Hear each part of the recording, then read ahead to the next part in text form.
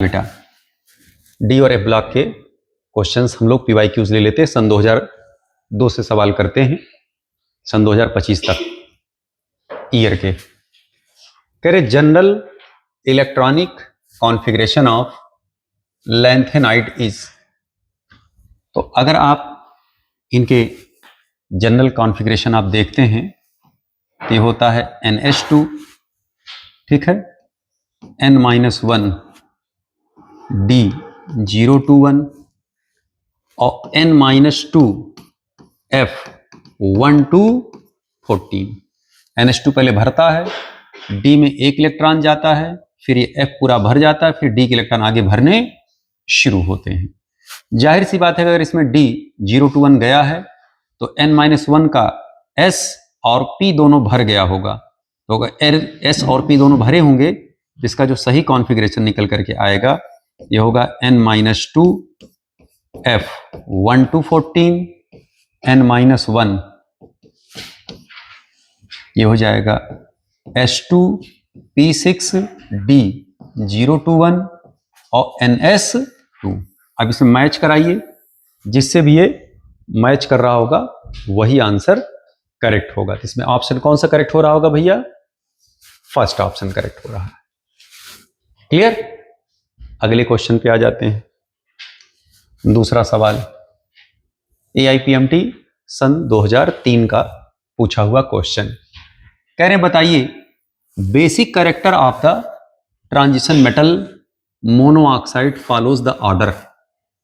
ठीक है, अगर आप ध्यान से देखें तो सबसे किनारे 3D सीरीज में स्कैंडियम होता है, फिर वनेडियम है, बोले स्कैंडियम है नहीं, उसका फिर टाइटेनियम है 21 है, titanium 22, vanadium 23, chromium 24, manganese 25, iron 26, cobalt 27, nickel 28, copper 29 और जिंक 30।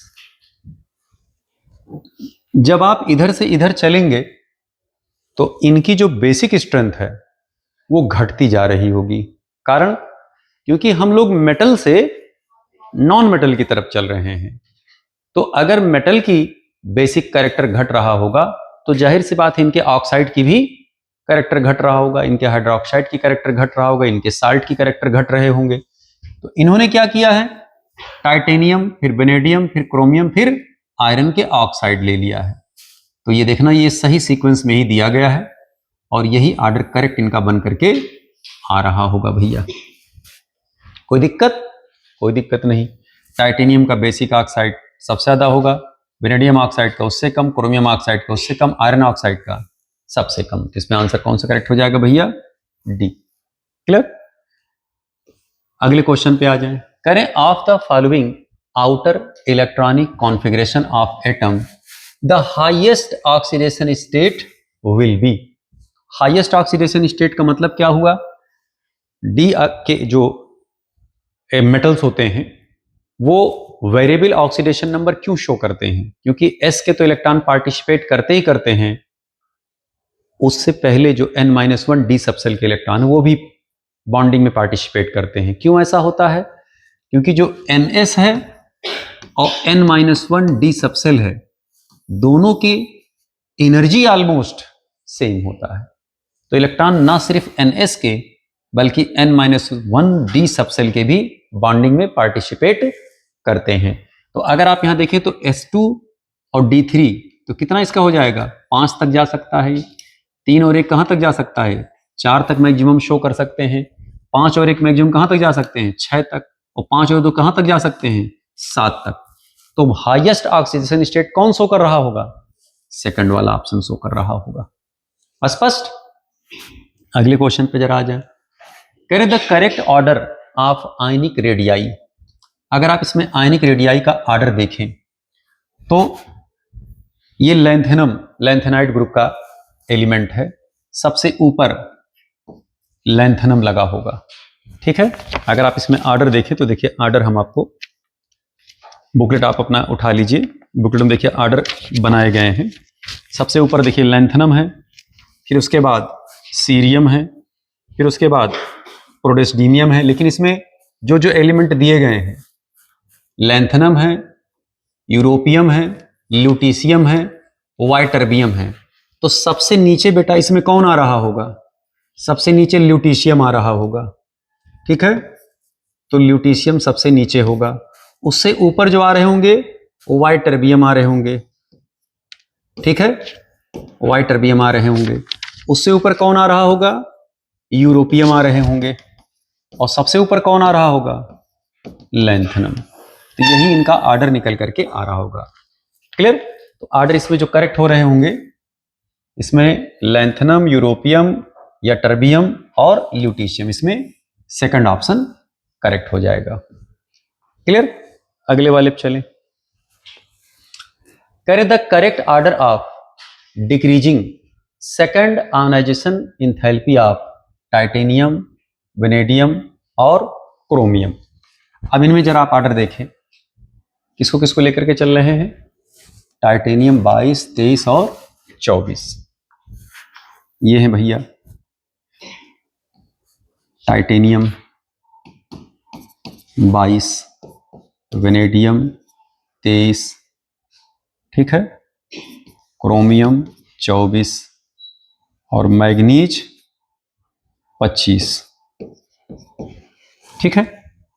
टाइटेनियम का अगर आप कॉन्फ़िगरेशन खींचें तो 3d2 4s2, 3d3 4s2, 3d4 4s2, लेकिन आप इसको 3d5 करेंगे और 4s1 करेंगे, ठीक है। ये हो जाएगा 3d5 4s2। ये ग्राउंड स्टेट में है, ठीक है। जब आप इनको टाइटेनियम प्लस स्टेट में ले जाएंगे तो हो जाएगा 3d2 4s1। Vanadium plus state में ले जाएंगे तो 3d3 4s1। ध्यान से आप देख लीजिए, क्लियर। उसके बाद जब क्रोमियम प्लस स्टेट में ले जाएंगे तो 3d5 4s0। Manganese plus state में जब ले जाएंगे तो 3d5 और 4s1। अब अगर आप यहां देखें ध्यान से, तो जो सेकंड इलेक्ट्रॉन जब आप इसमें से निकालेंगे तो सेकंड इलेक्ट्रॉन कौन जल्दी देगा, कौन देर से देगा, यह हमें ध्यान देना होगा। अब जरा ध्यान से देखें, इनका देखिए हाफ फिल्ड हो गया है, तो इन सब में सबसे ज्यादा एनर्जी किसकी होगी? मतलब सबसे ज्यादा एनर्जी हमें किसको देनी होगी इलेक्ट्रॉन निकालने में? बोले क्रोमियम की। तो सबसे ज्यादा जो निकल करके आएगा भैया ये क्रोमियम का होगा। अब इस चारों ऑप्शन देख लीजिए, सबसे फर्स्ट पे क्रोमियम कहां रखा है? कोई है सबसे फर्स्ट पे क्रोमियम? फर्स्ट ऑप्शन करेक्ट हो जाएगा आंसर। चेक करके देख लीजिएगा चुपचाप, ठीक है, क्रोमियम का आया। फिर उसके बाद अगर आप अगला इलेक्ट्रॉन निकाल रहे हैं, ध्यान दीजिएगा, तो यहां देखना 3d2 4s1 हुआ, 3d3 4s1 हुआ और 3d5 4s1 हुए। स्पष्ट? तो अब देखिए किसका नंबर दे रहे हैं ये? मैग्नीज का। अब वेनेडियम और टाइटेनियम अगर आप उठा करके देखें, ये वेनेडियम हुआ और ये टाइटेनियम हुआ, तो वेनेडियम टाइटेनियम कौन पहले इलेक्ट्रॉन निकालेगा? वेनेडियम का हुआ। उसके बाद फिर किसका नंबर आ जाएगा? टाइटेनियम का। तो पहले वाले से आप चेक कर लीजिएगा, क्योंकि इसमें एबनॉर्मेलिटी देखने को मिलती हैं। फर्स्ट वाले का कुछ और चलता है, सेकंड वाले का कुछ और चलता है, तो एक दो पकड़ करके हम लोग ऑर्डर फाइंड आउट कर लेते हैं, तो उसमें ज्यादा दिमाग हम लोग को लगाना नहीं है। अगले वाले में आ जाए, करें among the oxides Mn2O7, OV2O3, OV2O5, CrO, Cr2O3, the basic oxides are. समझना जरा ध्यान से, बेसिक ऑक्साइड्स कौन कौन से होंगे? आपको बताया गया था कि जो बेसिक ऑक्साइड होते थे भाई +2 हैं +3 तक हम लोग लेकर के चलते थे, ठीक है। तो यहां पर अगर हम लोग देखें तो मैग्नीज हेप्टा ऑक्साइड में देखिए यहां +7 ऑक्सीडेशन स्टेट है। जरा कलर इसको बदल लें, यहां देखना ये +7 ऑक्सीडेशन स्टेट है, यहां +5 ऑक्सीडेशन स्टेट है, और यहां पर ना यहां पर +3 ऑक्सीडेशन स्टेट होगा। यहाँ पर +5 ऑक्सीडेशन स्टेट है, यहाँ पर +2 ऑक्सीडेशन स्टेट है, यहाँ पर 2 दूना 4, कितना निकल के आया, 3 दूनी 6, 2, ये +3 हो गया ना, ये +3 ऑक्सीडेशन स्टेट है। अब अगर आप यहाँ देखें तो जो बेसिक ऑक्साइड हमारा निकल करके आ रहा होगा, वेनेडियम के केस में हम लोग एक्सेप्शन कॉज करते थे, याद है, तो इसमें V2O3, ठीक है, और +2 ऑक्सीडेशन स्टेट क्रोमियम का यानी CrO, ये हो जाएगा सेकंड, ये हो जाएगा CrO फोर्थ। जहां पर आपको पढ़ाया गया है, जरा बुकलेट उठाइए अपना, बुकलेट में हम आपको लिखवाए हैं, पेज नंबर 93 पे जाइए, 93 पर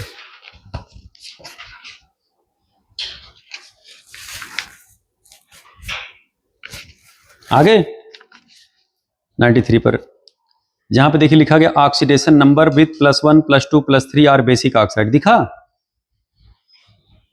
एक्सेप्ट किसको छोड़ करके, Cr2O3 को छोड़ करके, यानी कि +1 से लेकर के +3 तक वाले किस नेचर के होंगे, +1 से लेकर +3 तक वाले किस नेचर के होंगे, बेसिक नेचर, खाली किसको छोड़ करके, Cr2O3 को छोड़ करके।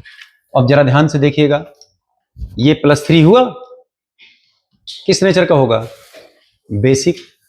CrO +2 हुआ, ये किस नेचर का होगा, बेसिक।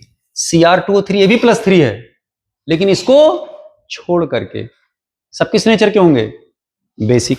वहीं देखिए लिखा गया है +4 वाले एम्फोटेरिक नेचर के होंगे, इसमें देखिए +4 का कोई है, +4 का कोई है ही नहीं है, ठीक है। और +5 से लेकर के +8 तक वाले सब किस नेचर के होंगे, एसिडिक नेचर के। तो देखना हमारा जो इसमें बेसिक ऑक्साइड हो गया, ये हो गया Cr2O3, लिखवाए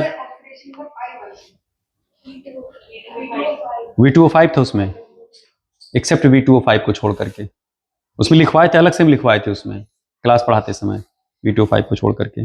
स्पष्ट हुआ। तो इसमें देखिए कौन कौन हो जाएगा बेसिक, हमारा वेनेडियम ट्राई ऑक्साइड हो जाएगा और क्रोमियम डाई ऑक्साइड, Cr2O3 नहीं होगा बेसिक। स्पष्ट। आइए अगले क्वेश्चन पर, इसमें आंसर कौन सा करेक्ट हो जाएगा, 2 और 4 वाले होंगे बेसिक,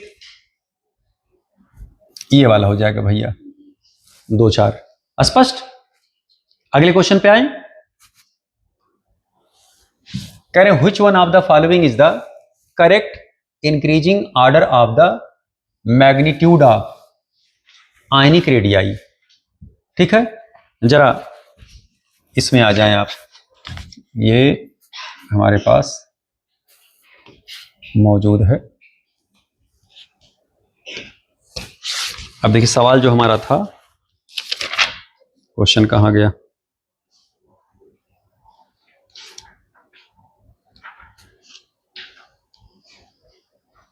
सवाल नंबर कौन सा था बेटा, 7वां ना।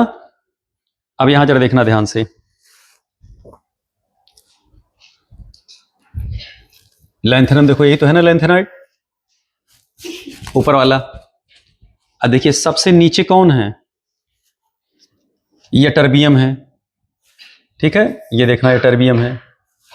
उसके ऊपर कौन हुआ भैया, ये देखना प्रोमीथियम आ गया, ठीक है। फिर उसके ऊपर कौन हुआ, सीरियम हुआ। उसके ऊपर कौन हुआ, लैंथेनम। इधर से इधर चलने में साइज घटती है, तो सबसे बड़ी साइज किसकी होगी, लैंथेनम की। देखिए लैंथेनम वाला कोई है सबसे बड़ी साइज, फिर उसके बाद सीरियम होगा उससे छोटा, फिर उससे छोटा प्रोमीथियम होगा, है ना उसके बाद।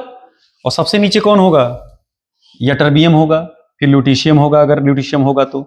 इसमें आंसर कौन सा करेक्ट हो जाएगा,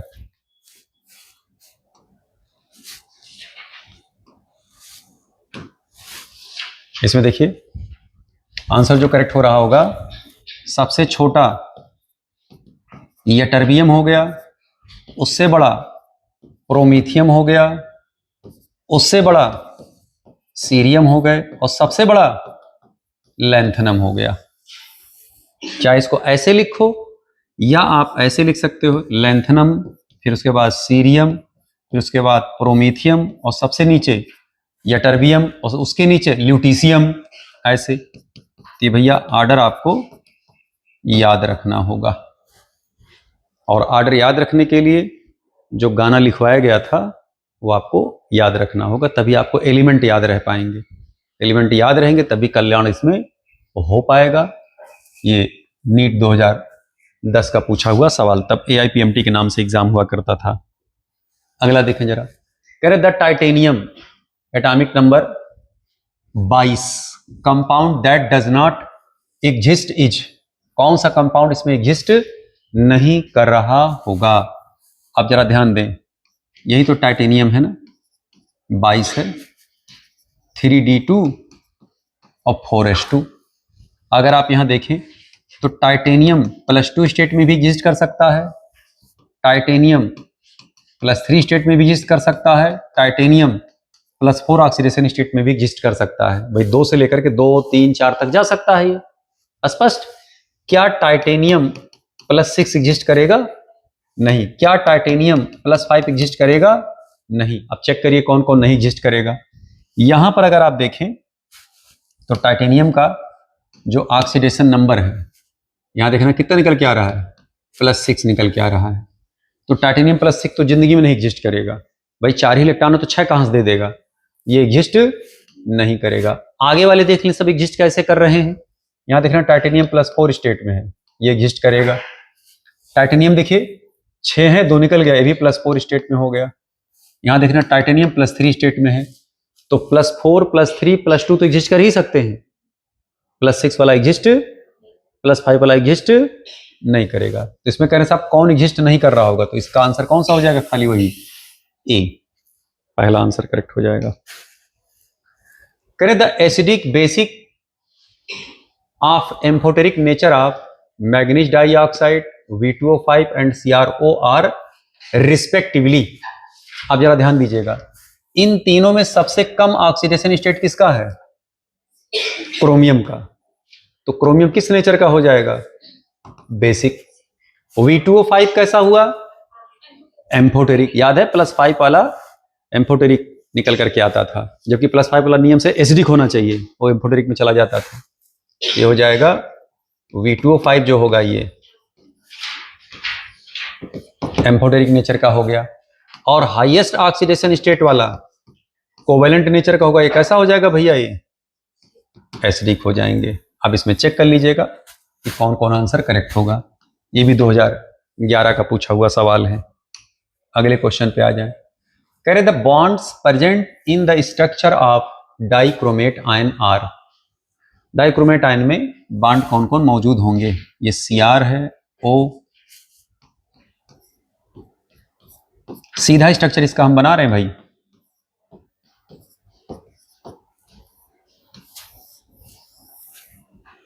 अब अगर आप यहां देखें, यहां देखना X Y Z या नीचे से X Y Z, ये रेजोनेंस पार्टिसिपेट कर रहे हैं, सब IRS शो कर रहे हैं, इधर से भी IRS शो हो रहे होंगे। तो X और Y क्या है बराबर, X और Y क्या है बराबर, तो 1 2 3 4 5 6 6 CrO bonds are इक्विवेलेंट। ये सब बॉन्ड्स कैसे होंगे भैया, इक्विवेलेंट मतलब बराबर होंगे, ठीक है। और इसके अंदर अगर आप यहां देखें तो CrO Cr बॉन्ड यहां पाया जा रहा है एक, इसमें आंसर कौन सा करेक्ट हो जाएगा, ये डी करेक्ट हो जाएगा। स्पष्ट। अगले क्वेश्चन पे आ जाएं। केमिनोफोर गेट्स रिड्यूस टू, तो केमिनोफोर जो है ये न्यूट्रल मीडियम में, एल्कलाइन मीडियम में, आप याद करिए हमने आपको 153 पर बैन लगाया था, याद है। स्ट्रॉन्ग बेसिक मीडियम ये होता था, स्ट्रॉन्ग बेसिक मीडियम, ये एसिडिक मीडियम होते थे, और ये न्यूट्रल या फेंटली एल्कलाइन मीडियम होता था, ठीक है। तो अब अगर आप यहां देखें, कह रहे साहब एक का चेंज हो रहा है, तो एक का चेंज होने का मतलब क्या हुआ कि जो KMnO4 है हमारा, ये K2MnO4 में जा रहा होगा स्ट्रांग बेसिक मीडियम में। यही KMnO4 जा रहा होगा मैग्नीज +2 में। यहां पर देखिए x निकल के आ रहा है 1, क्योंकि +7 से +6 में जा रहा है, तो x इसका हो गया 1। ये +7 से +5 में इसका x कितना हो जाएगा 5। ये मीडियम कैसा है एसिडिक। और यही KMnO4 जब न्यूट्रल मीडियम में जाएगा या फ्रेंडली एल्कलाइन मीडियम में जाएगा तब ये बनाता है MnO2। यहां +4 हो गया, यहां +7 हो गया, इसका x कितना निकल करके आया 3। अब ध्यान से आप देखें कि किसमें मैच कर रहा है। क्या एसिडिक मीडियम में MnO2 में जाता है? नहीं। क्या एल्कलाइन मीडियम में Mn+2 में जाता है? नहीं, एसिडिक मीडियम होता है। K2MnO4 में क्या न्यूट्रल मीडियम में जाता है? नहीं, स्ट्रॉन्ग बेसिक मीडियम में जाता है। क्लियर? हाँ, MnO2 किस में जाता है? न्यूट्रल या फ्रेंडली एल्कलाइन मीडियम में। इसमें आंसर कौन सा करेक्ट हो जाएगा भैया? डी करेक्ट हो जाएगा। ये देखिए 2011। क्या चीज बेटा? ये आपको याद रखना बेटा, आपको इसीलिए कहा ना कि बैन लगाना है। और एक का ऑक्सीडेशन नंबर में चेंज कब होगा? जब ये K2MnO4 बनाएगा। 5 का चेंज कब होगा? जब ये +2 में जाएगा। हमको तो खाली ये याद था, हम प्रोडक्ट यहां बनाते चले गए, इसलिए हम कह रहे कि 153 पर बैन लगा दीजिएगा। न्यूट्रल में 3 का जाता है तो KMnO4 MnO2 में जाएगा, तभी 3 का चेंज होगा। तो आपको याद रखना होगा, लर्न करना होगा। स्पष्ट? क्लियर? ये सब पढ़ाते समय बताया गया था बेटा, बिल्कुल। अब तो क्वेश्चन चल रहे हैं, अब तो रिवाइज हो रहा है ना एक प्रकार से देखा जाए तो। अगले क्वेश्चन पे आ जाए। कह रहे in context of the lanthanoid which of the following statement is not correct. कौन इसमें करेक्ट नहीं स्टेटमेंट है? कह रहे all the members exhibit +3 oxidation state. बिल्कुल करेक्ट। लैंथेनॉइड भी +3 शो करता है और एक्टिनॉइड भी +3 शो करते हैं। कह रहे because of similar properties the separation of lanthanoid is not very easy. बिल्कुल करेक्ट। इन सब की प्रॉपर्टीज ऑलमोस्ट सिमिलर होता है, इसलिए हम इनको जनरली अलग नहीं कर सकते। बिल्कुल सही। कह रहे हैं availability of 4f electrons results in the formation of compounds +4 state for all members of the series. गलत। सारे मेंबर्स +4 ऑक्सीडेशन स्टेट नहीं शो करते। उन्होंने कहा साहब सारे शो करते हैं, स्टेटमेंट सी वाला क्या हो जाएगा? गलत। अब देखिए एक जनरल स्टडी करने की वजह से हम लोग एक जनरल प्रीफेस पता चल गया कि साहब F ब्लॉक का D ब्लॉक का पिक्चर एक्चुअल में है क्या। एकदम छोड़ देते, वो खतरा था। पढ़ लिए हैं तो जनरल सवाल आते हैं, जनरल बात हम लोग कर भी ले जाएंगे।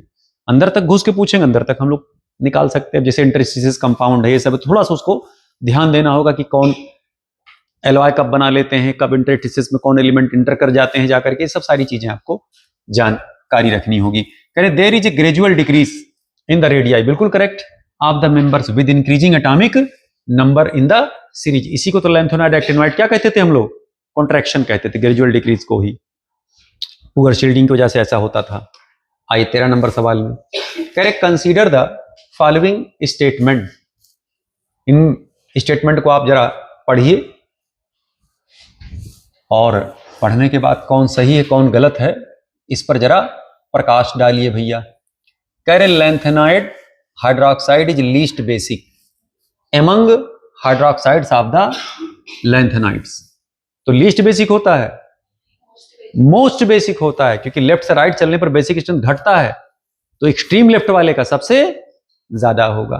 भैया आप ऐसे देखिए, यहां देखिए, आप देखिए ये लैंथेनॉइड है।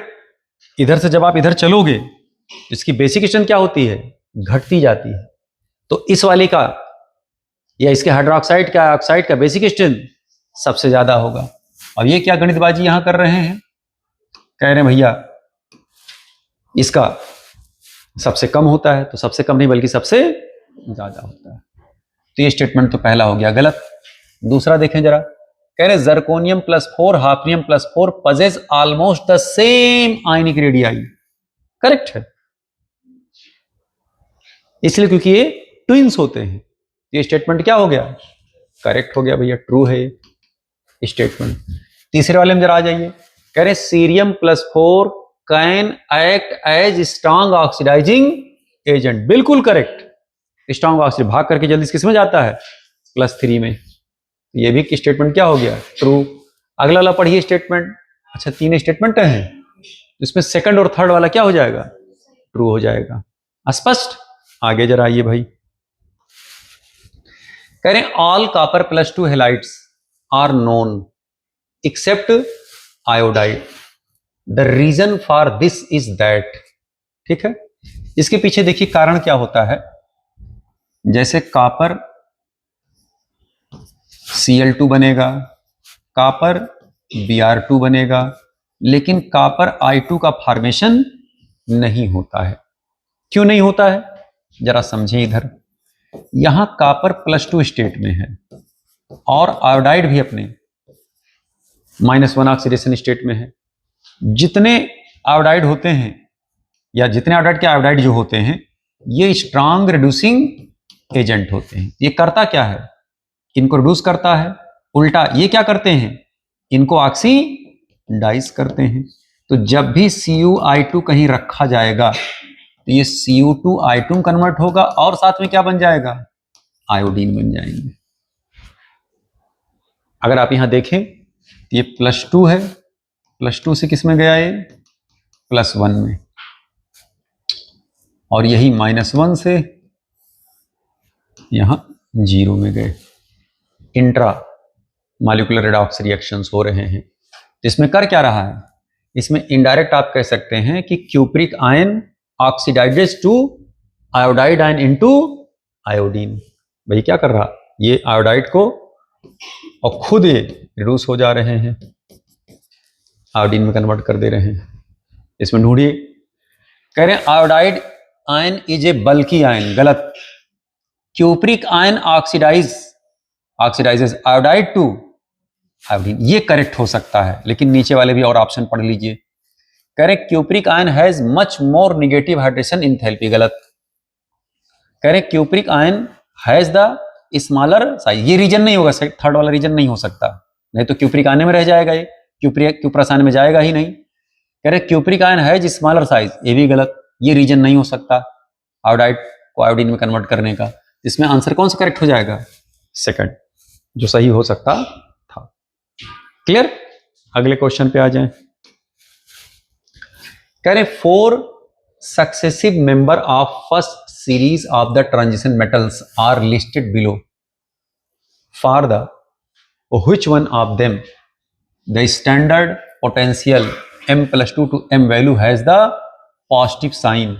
तो पॉजिटिव साइन किसका होता, खाली कॉपर का, +0.34 वोल्ट इतना होता है। इसमें ए वाला ऑप्शन करेक्ट हो जाएगा। The colour of light absorbed bye an aqueous solution of copper sulphate is. तो ये कह रहे साहब colour of light absorbed by the aqueous solution of copper sulphate is. अब जरा ध्यान दीजिएगा, कह रहे साहब लाइट कौन सा एब्जॉर्ब करेगा, कौन सा लाइट ये एब्जॉर्ब कर रहा होगा। अब जरा कलर व्हील में जरा हम लोग आ जाएं, जहां कलर व्हील आपको पढ़ाया गया था। कोऑर्डिनेशन में आइएगा, कोऑर्डिनेशन कलर व्हील में लिखवाएं, वाला बना है उसी में कलर व्हील। ठीक है, यहां पर देखिएगा 2 गोले ऐसे बने हैं। ठीक है,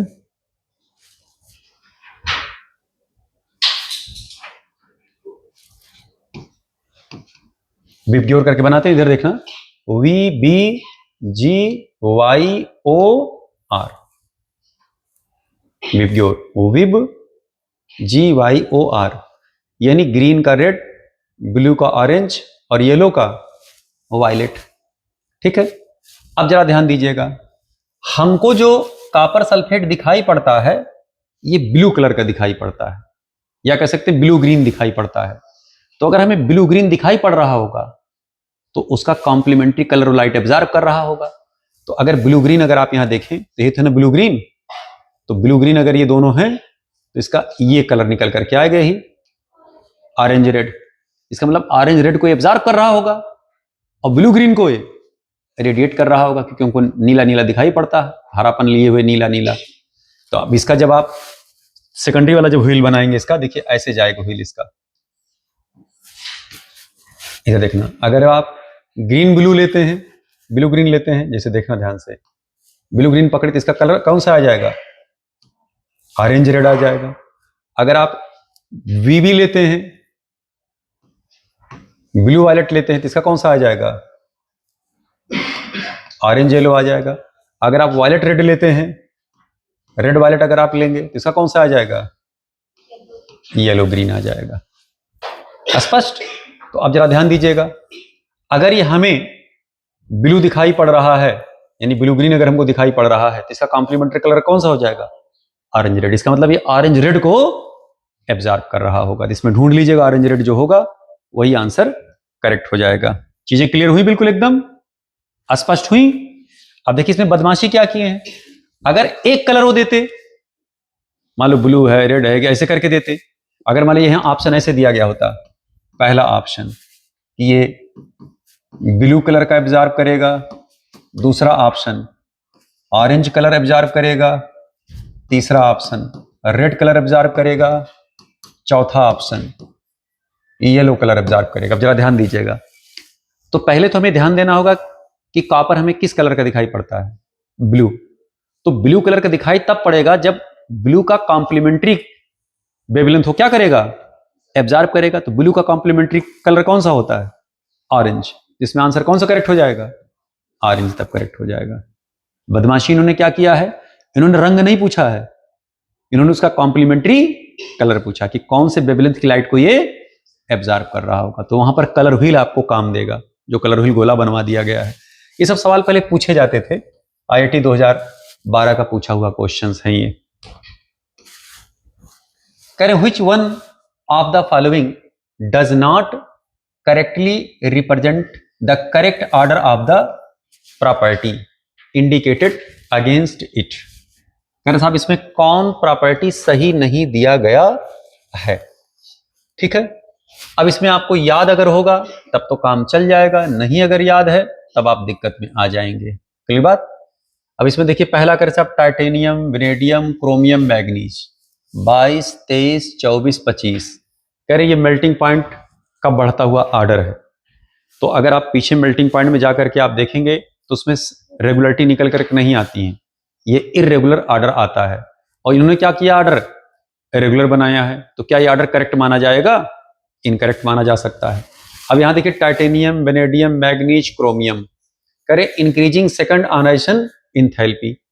इस आधार पर अब आपको याद होना चाहिए टाइटेनियम, वेनेडियम, क्रोमियम करे increasing number of oxidation states. तो आप चेक कर लीजिए, यहां पर +4 मैक्सिमम जा सकते हैं, +5, +6 और +7। ये भी ऑर्डर करेक्ट है।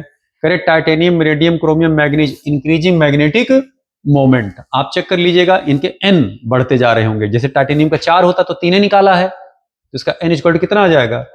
1। ऐसे वेनेडियम +3 स्टेट में जा रहे हैं, ठीक है। इसका 3d वेनेडियम में 23 होता है ना, और 4s2 तो 2 यहां से निकला, 1 यहां से निकला, तो यहां n इक्वल टू कितना आ जाएगा?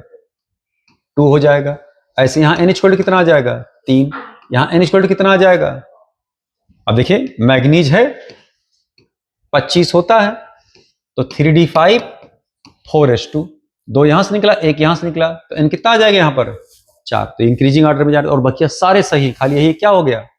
गलत होगा। इरेगुलरिटी फॉलो करते हैं मैग्नेटिक जो मेल्टिंग पॉइंट होते हैं इनकी, ये याद रखना होगा आपको।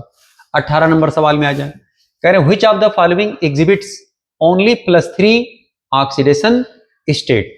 इसमें जो +3 ऑक्सीडेशन स्टेट जो शो करने वाले एलिमेंट होंगे, अब देखना ये सब के सब कहां के हैं? सब ये एक्टिनॉइड सीरीज के हैं। तो जो एक्टिनॉइड एक्टिनियम है, ये कौन सा सीरीज शो कर रहा होगा? +3। क्यों? पलट करके देखिए जरा, +3 क्यों शो कर रहे होंगे? एक्टिनियम में जाइए, एक्टिनियम में उसके पेज पर जाइए,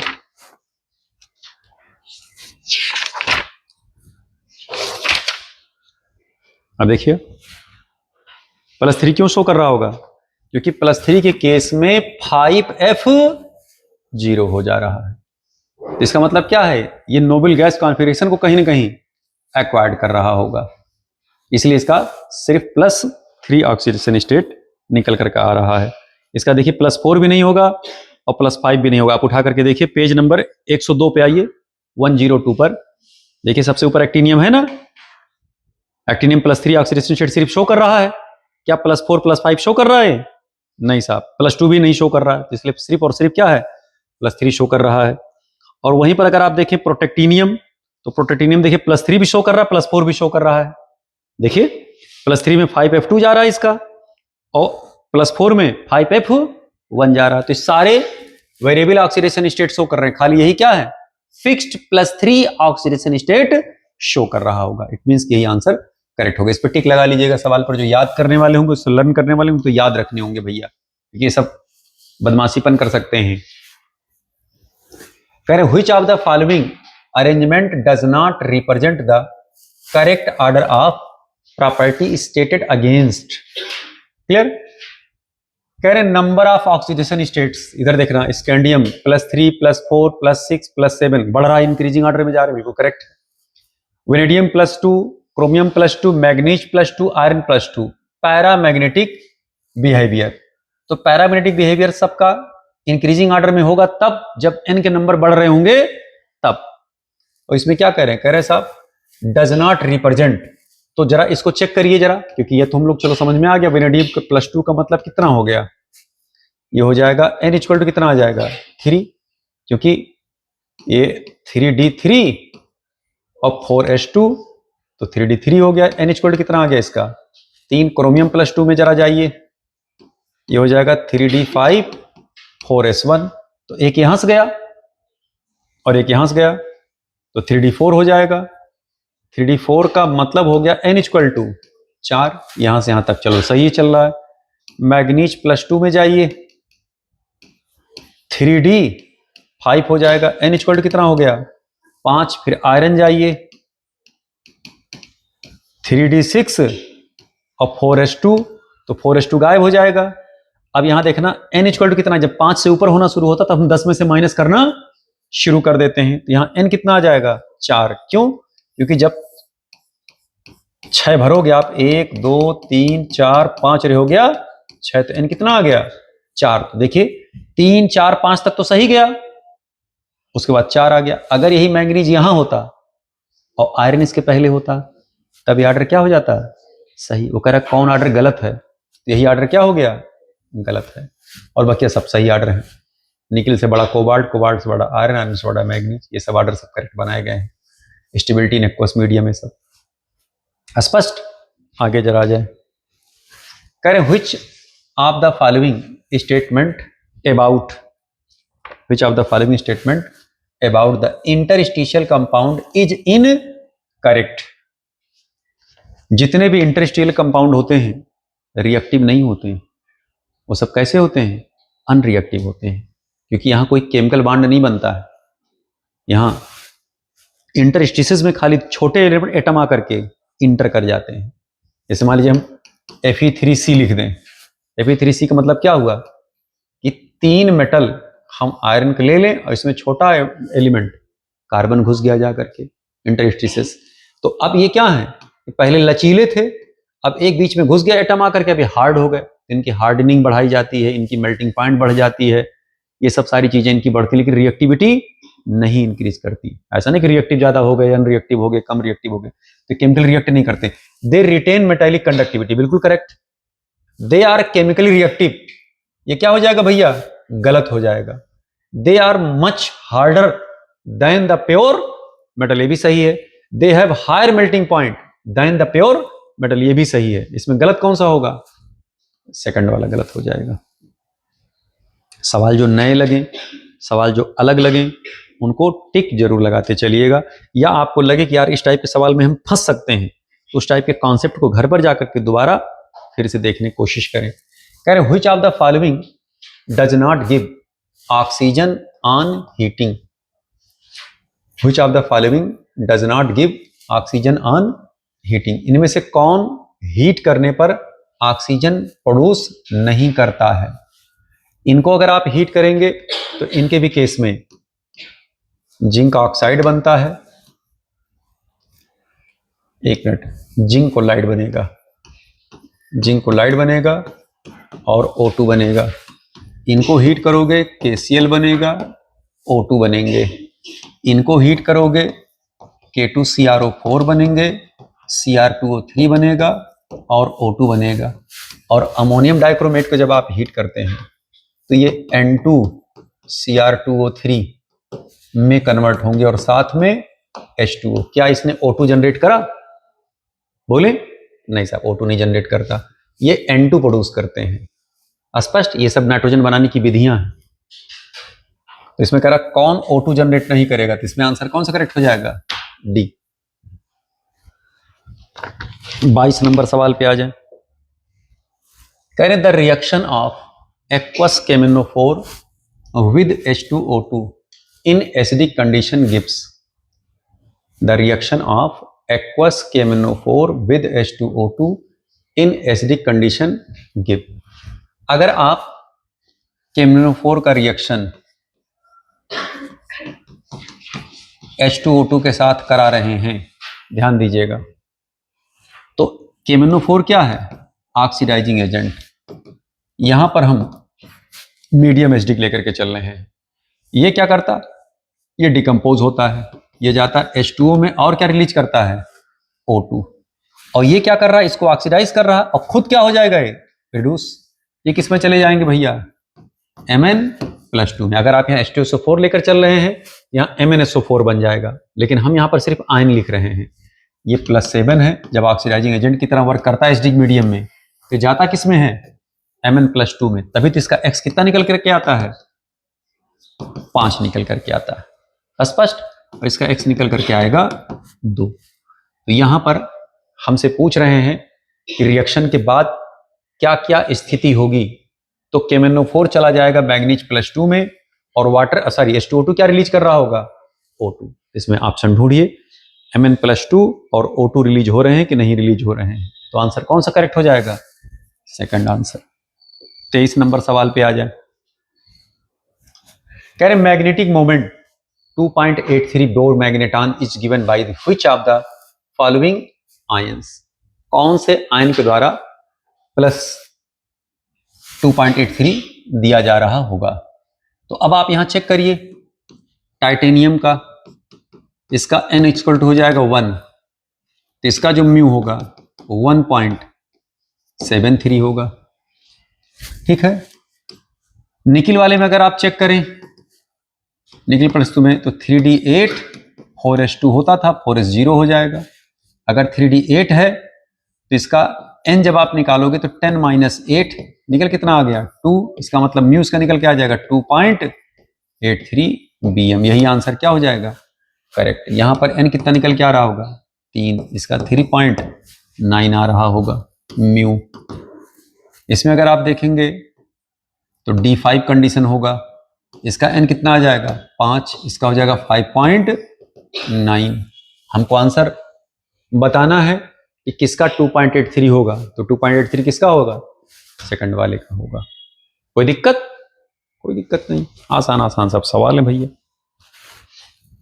करें reason of lanthanoid contraction is not negligible screening effect of FRPL। बिल्कुल करेक्ट है, इसी वजह से होता है। Increasing nuclear charge, nuclear charge भी इंक्रीज करता है लेफ्ट राइट जाने पर। डिक्रीजिंग न्यूक्लियर चार्ज, गलत, न्यूक्लियर चार्ज घटता नहीं बल्कि बढ़ता है लैंथेनॉइड कॉन्ट्रैक्शन में। और डिक्रीजिंग स्क्रीनिंग इफेक्ट, ये भी करेक्ट है, स्क्रीनिंग इफेक्ट घटता है, पुअर शिल्डिंग इफेक्ट होने की वजह से ही तो कॉन्ट्रैक्शन होता है। Because of lanthanoid contraction which of the following pairs of element have nearly the same ionic radii? याद है? जर्कोनियम और हॉफनियम। ये सेकंड ऑप्शन करेक्ट हो जाएगा, जर्कोनियम हॉफनियम का।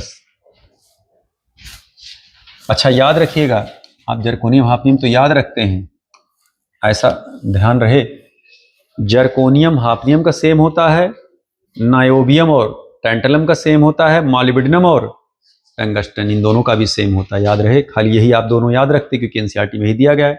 एनसीईआरटी में DF वाले में इन दोनों को भी दिया गया है। तो अगर आप कहीं साहब ये नहीं बताएगा तो भी आप जानते रहिएगा, जर्कोनियम हाफनियम, नायोबियम टेंटलम और molybdenum tungsten.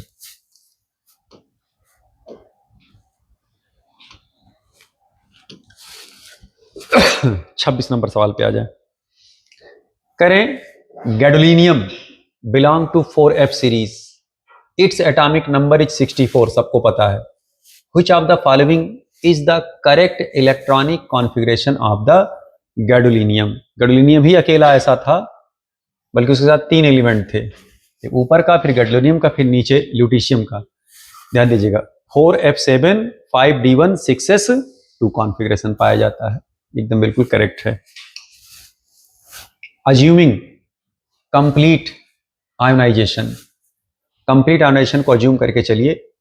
Same moles of which of the following compound will require the least amount of acidified KMnO4 for complete oxidation.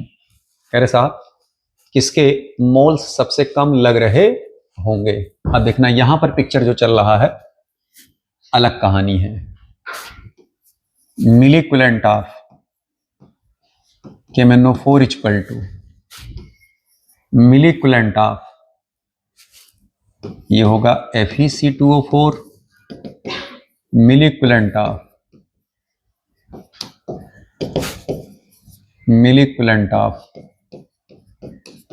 FeSO4 और मिलिक्विलेंट ऑफ FeSO3। कह रहे साहब अज्यूमिंग कंप्लीट आयोनाइजेशन, ठीक है, same mole of which of the following compound will require the least amount of acidified KMnO4 for complete oxidation. कह रहे साहब इनमें से बताइए कौन जो साल्ट है वो सबसे कम KMnO4 यूज कर रहा होगा। अगर इन सबका हम N सेम ले लें, ठीक है, तो अगर सबका N हम 1 ले लें, इनका भी N 1 मान लें, इसका भी N 1 मान लें, इसका भी N 1 मान लें और इसका भी N हम 1 मान लें।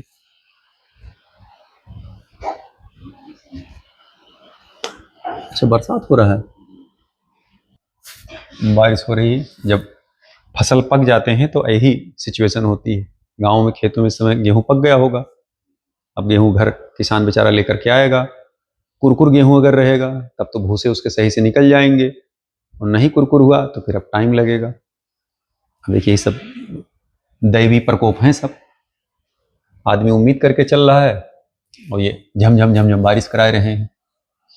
चलिए कोई दिक्कत नहीं, हम लोग अपने टॉपिक पर आते हैं। अब जरा ध्यान दीजिएगा, इसका हो जाएगा n इंटू एक्स इंटू क्या होगा 1000, इसका भी होगा n इंटू एक्स इंटू क्या हो जाएगा 1000। हजार हजार दोनों तरफ से क्या होंगे कैंसिल, इनका n सबका 1 है, यानी मामला किस पर डिपेंड करेगा x पर डिपेंड करेगा। जिसका x सबसे कम होगा वही वाला KMnO4 कम से कम यूज कर रहा होगा। स्पष्ट, क्योंकि x तो सब में 5 कॉमन ही है। अब इसमें ढूंढिए जरा x सबसे कम किसका है। जब ये इसको ऑक्सीडाइज कर रहा होगा तो यहां जरा देखना ध्यान से,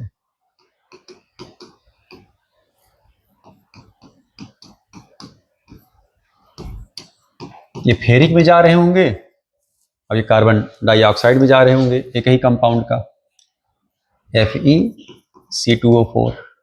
यहां पर +2 है, यहां पर +3 है। +2 किस में जा रहा है +3 में, +3 किस में जा रहा होगा +4 में। इसका x1 हो गया 1 और इसका x2 हो गया +3 से +4 में 1, यहां हो जाएगा 2, इसका x कितना हो जाएगा 3, इसका x 3 हो गया। ये फेरस से जाएगा फेरिक में, इसका x कितना हो जाएगा 1, ठीक है। ये +2 से जाएगा किसमें +3 में, इसका भी x कितना हो जाएगा 1, ठीक है। और यहां देखना +2 है और यहां +4 है, +2 जा रहा होगा +3 में और +4 जा रहा होगा +6 में। तो यहां 2 का चेंज हुआ, यहां 1 का चेंज हुआ, तो इसका x कितना आ जाएगा टोटल 3। तो सबसे कम किसका आ रहा है फेरस सल्फेट का और फेरस नाइट्रेट का। अब फेरस सल्फेट और फेरस नाइट्रेट में कौन अच्छा रिड्यूसिंग एजेंट होगा फेरस सल्फेट। इसमें आंसर देखिए फेरस सल्फेट का दे रहे होंगे। मोल वाले में सब पढ़ाया गया है स्पष्ट।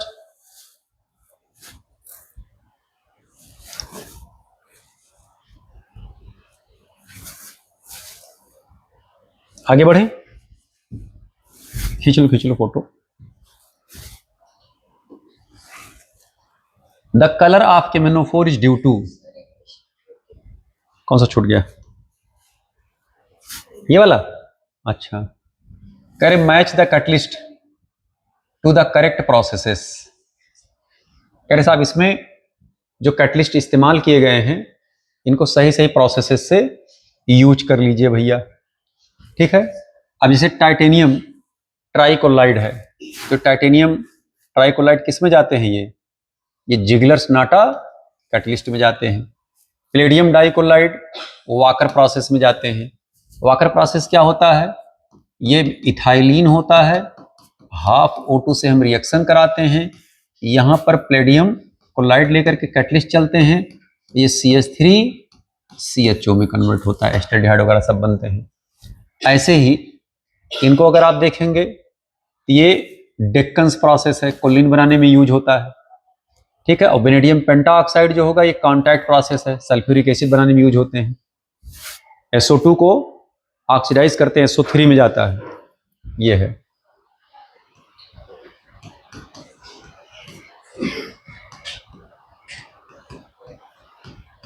पूरी हसरत पूरी की जा रही, एकदम झमाझम बारिश, स्पष्ट। इसमें चेक कर लीजिएगा भैया, जो भी मैच कर रहे होंगे चेक कर लेंगे, इसको चेक हो जाएगा। अगला क्वेश्चन देखिए,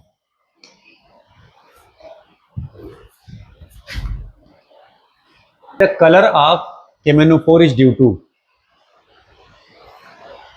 KMnO4 का जो कलर है, अगर आप देखें नियम से, तो कॉम्प्लेक्स वही कलर्ड होते थे जिनमें D1 से लेकर के D9 तक इलेक्ट्रॉन मौजूद होते थे, स्पष्ट। D0 और D10 कॉन्फ़िगरेशन वाले कलरलेस हुआ करते थे। यहां पर अगर आप मैग्नीज को देखें तो +7 ऑक्सीडेशन स्टेट में है, ये D0 कॉन्फ़िगरेशन में है।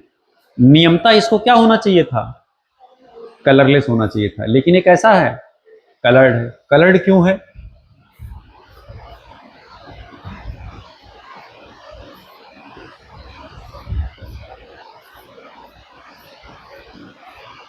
हुआ यही चार्ज क्या करता है, इलेक्ट्रॉन ट्रांसफर होता है, फिर लौट के फिर यहीं आता है, तो लिगेंड्स किधर भाग रहा है, ये मेटल की तरफ। इस वजह से स्पेक्ट्रा जनरेट हो रहा है, वो हमें रंग के रूप में, कलर के रूप में दिखाई पड़ रहा है। तो अगर आपसे सवाल पूछा जाए कि colour of KMnO4 is due to transfer of charge, transfer spectra from ligand to metal, तो L से मेटल की तरफ चार्ज का ट्रांसफर होता है, ट्रांजिशन होता है उसी को। और यही नहीं, ये रूल KMnO4 में भी लागू होगा,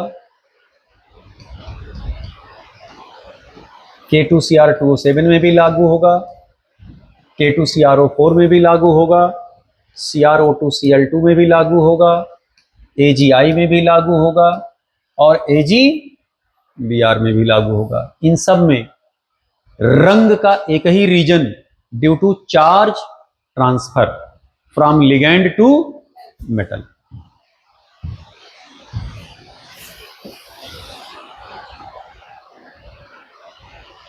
अगले क्वेश्चन पे आ जाएं, चले।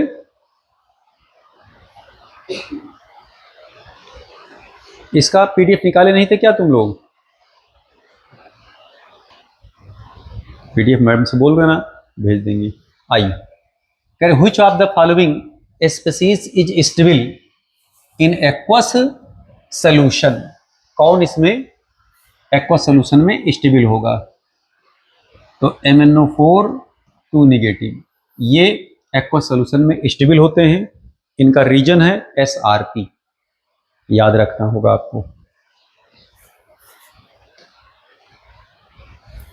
Which one of the following statement related to lanthanum is incorrect, तो लैंथेनाइड से रिलेटेड कौन सा भैया इनकरेक्ट है?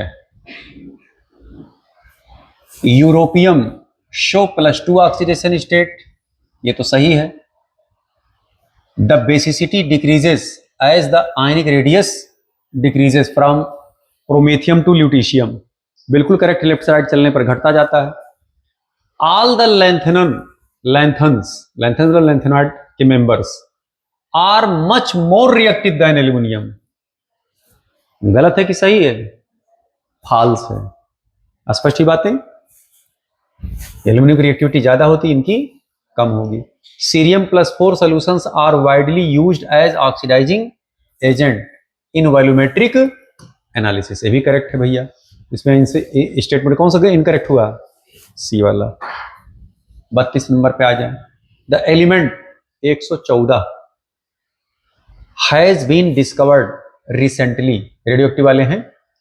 It will belong to which of the following family, याद रखिएगा, अगर 114 होगा तो 14वें ग्रुप का, 115 होगा तो 15वें ग्रुप का, 116 होगा तो 16वें ग्रुप का, 117 होगा तो चेक कर लीजिए। इधर देखिए जरा,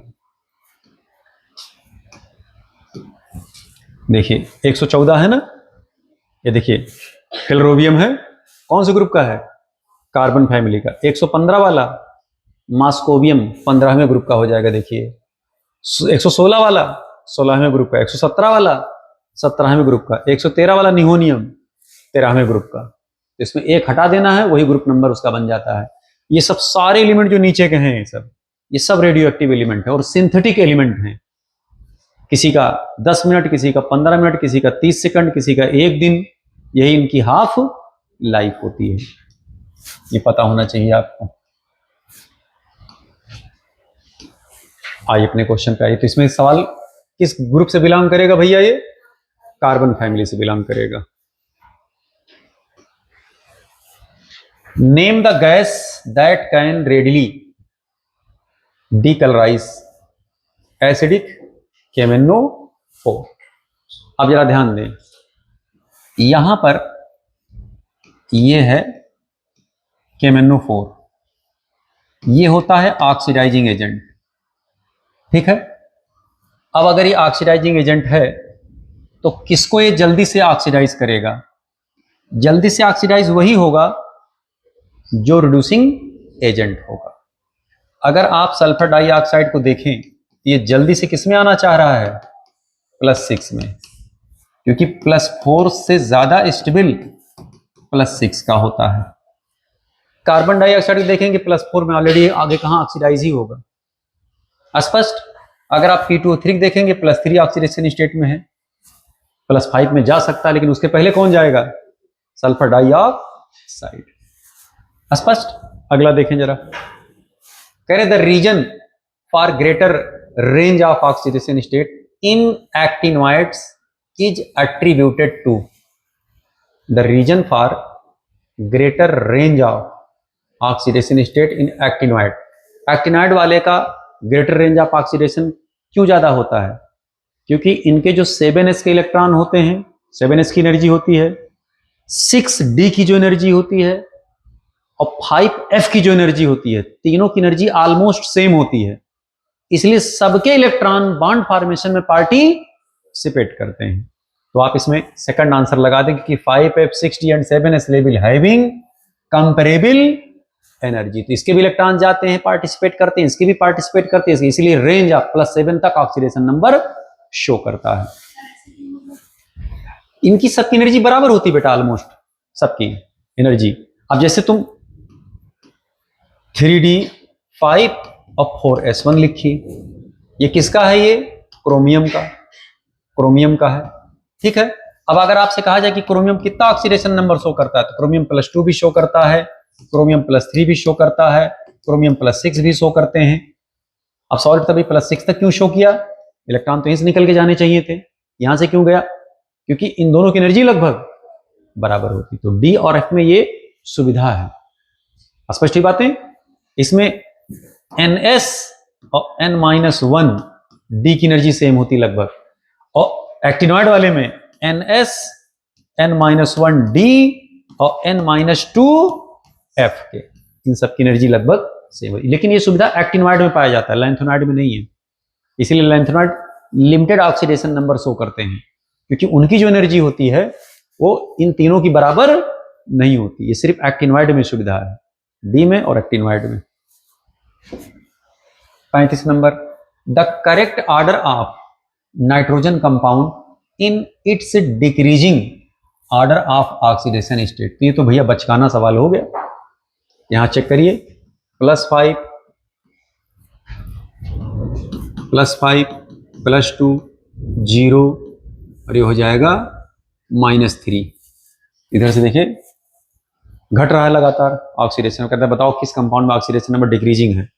तो बचकाना सवाल हुआ एक प्रकार से। कह रहे आइडेंटिफाई द इनकरेक्ट स्टेटमेंट। इसमें इनकरेक्ट स्टेटमेंट को क्या करना है? आइडेंटिफाई करना है। कह रहे the oxidation state of chromium in chromium +2 and chromium dichromate are not same. कह रहा क्रोमेट आयन में और डाइक्रोमेट आयन में क्रोमियम का ऑक्सीडेशन नंबर सेम नहीं होता। तो भैया सेम होता है दोनों में, इसमें भी +6 होता है, इसमें भी +6 होता है। तो स्टेटमेंट क्या हो गया? पहला ही गलत हो गया। ठीक है, और सारे स्टेटमेंट सही हैं। सही हैं, एक बार याद कर लिया जाए ताकि रिमाइंडर हो जाए, एकदम रिमाइंड हो जाए हम लोगों को।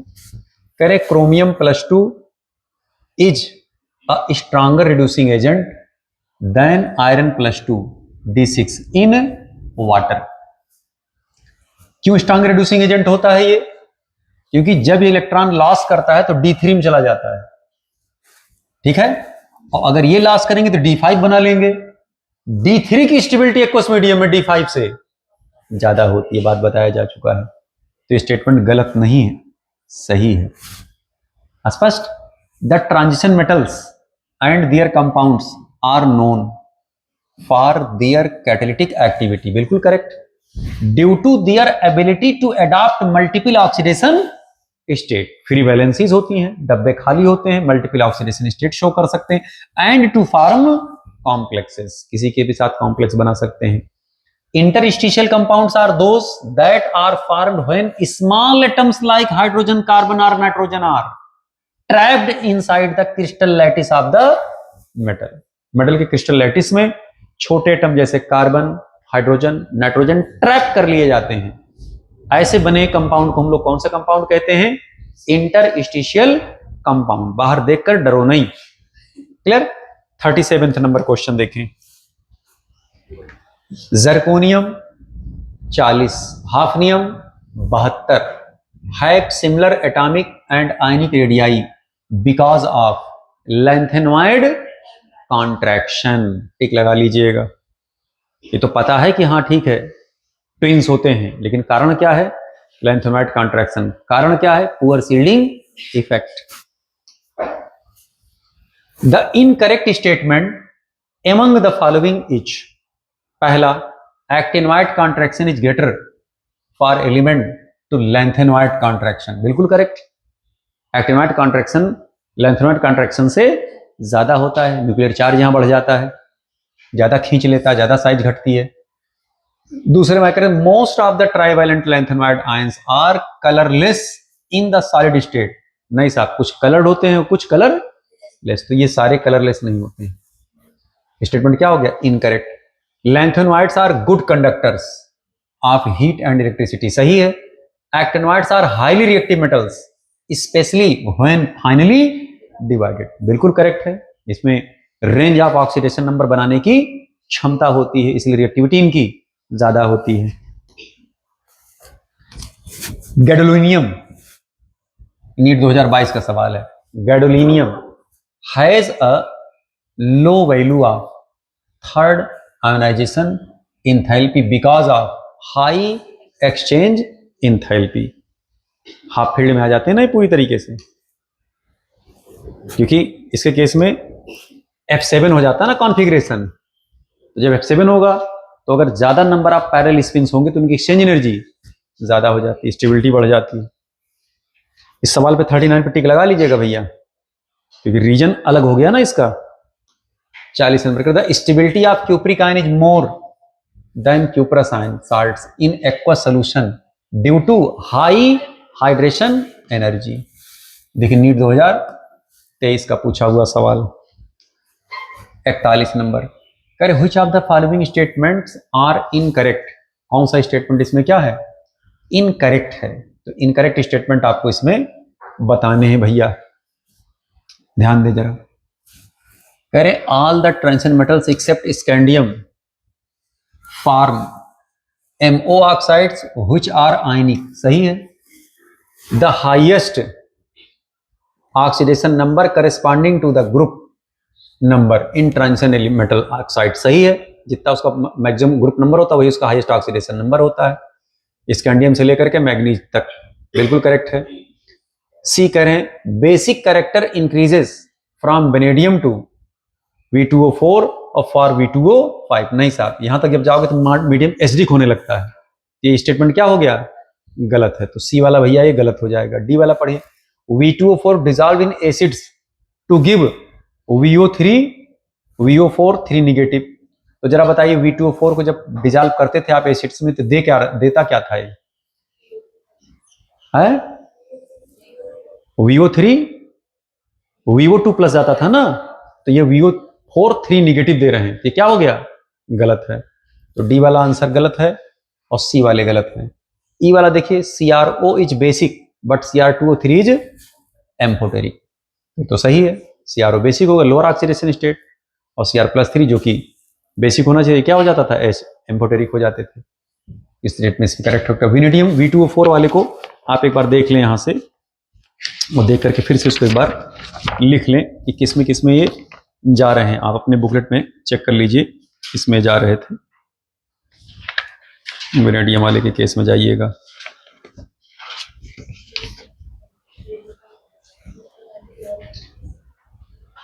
मिला V2O4,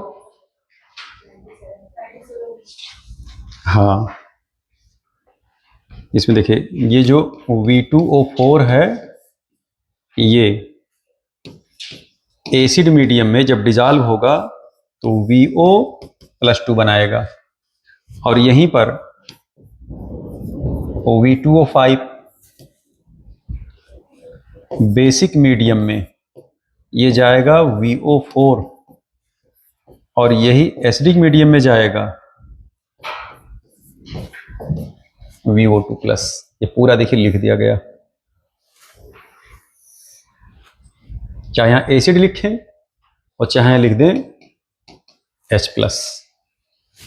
इसको याद रखिएगा क्योंकि अक्सर फंसाते हैं ले जा करके इनके।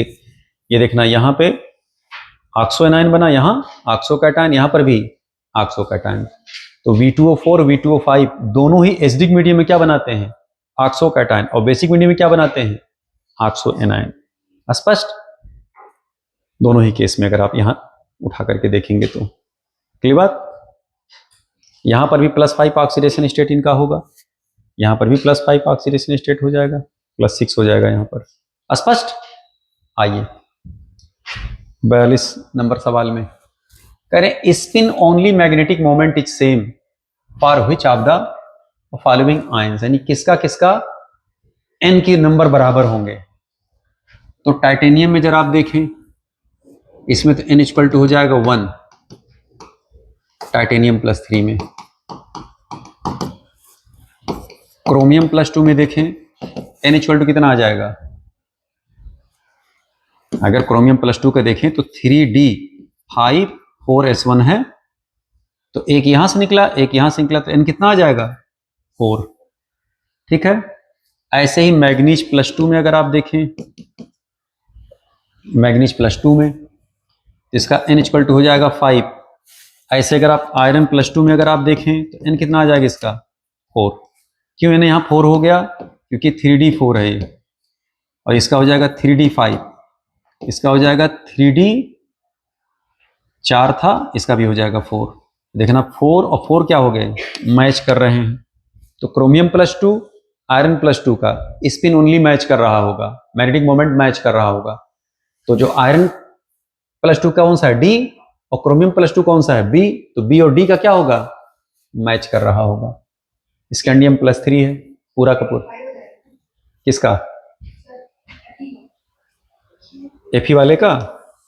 इधर देखना है, Fe है 3d6 4s2, एक मिनट 3d6 होगा ये, ठीक है। तो जब यहाँ पे 3d6 है तो जब n निकालोगे तो 10 - 6 इक्वल कितना आ जाएगा? तो इसका n इक्वल टू 4 ही निकल करके आएगा। जब ये आयरन +2 में जाएंगे तो 3d6 हो जाएगा। स्पष्ट? क्लियर? आइए अगले क्वेश्चन पे आगे बढ़ें। कह रहे the E0 value for the manganese +3 to manganese +2 couple is more positive than chromium +3 to chromium +2, ठीक है, या iron +3 to iron +2। It is due to, यहां पर अगर आप देखें तो इनके केस में अगर आप देखें क्रोमियम +3 से क्रोमियम +2 में अगर आप जा रहे हैं तो क्रोमियम +2 में जाएंगे तो D4 कॉन्फ़िगरेशन आ जाएगा। आयरन वाले में भी D4 कॉन्फ़िगरेशन आता है। यहाँ भी n इक्वल टू 4, वहां पर भी n इक्वल टू 4 आते हैं। और यहाँ पर अगर आप देखें तो आयरन मैग्नीज +2 में D5 कॉन्फ़िगरेशन। तो D5 कॉन्फ़िगरेशन होने की वजह से इनका जो SRP वैल्यू होती है इन दोनों के SRP वैल्यू से ज्यादा होता है। इसमें आंसर कौन सा करेक्ट हो जाएगा? D4 टू D5 चला गया। ये सवाल पूछा हुआ है ना सर, नीट 2024 का क्वेश्चन है। 44 number, the pair of lanthanoid ions which are diamagnetic is. इसमें सीरियम +4 हो जाएगा और नीचे यटर्बियम +2 निकल करके आएंगे। अगला देखिए 45 नंबर सवाल, कह रहे given below are two statements, दो स्टेटमेंट इसमें दे रहे हैं। नीट 2025 का देखिए पूछा हुआ सवाल, कह रहे ferromagnetism is considered as the extreme form of paramagnetism. बिल्कुल करेक्ट स्टेटमेंट है। कह रहे the number of unpaired electrons in chromium +2 is the same as that of niobium ion. अब जरा ध्यान दीजिए, तो इसमें बराबर थोड़े होता है, ये तो गलत हो गया ना सेकंड वाला स्टेटमेंट, और पहला सही है। इसमें पहला करेक्ट हो जाएगा, सेकंड वाला क्या हो जाएगा? गलत, न्यूडीवियम वाले में। अगला क्वेश्चन देखें। अच्छा बस 45, टाइम भी तुम लोग हो गया। तो आज यहीं तक, इसके आगे अगले पर। Thank you.